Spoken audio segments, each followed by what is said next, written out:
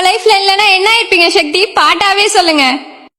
சுகம் என்பது தொலைவானது, உன்னை கண்ட பின்னே இணை சேர்ந்தது.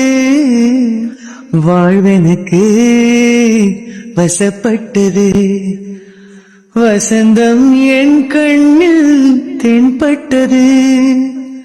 கண்ணாக கருத்தாக உனை காப்பேன் உயிராக, நான் தேடிச் சென்ற திரவியமே என்னை உனக்காய் வார்த்தேனே. என் ஜீவன் முழுதும் வாரித்தந்து உன் உயிரை காப்பேனே. கண்ணுக்குள்ளே உன்னை வைத்தேன் கண்ணம்மா, நான் கண்கள் மூட மாட்டேனடி செல்லம்மா, நான் கண்கள் மூட மாட்டேனடி செல்லம்மா.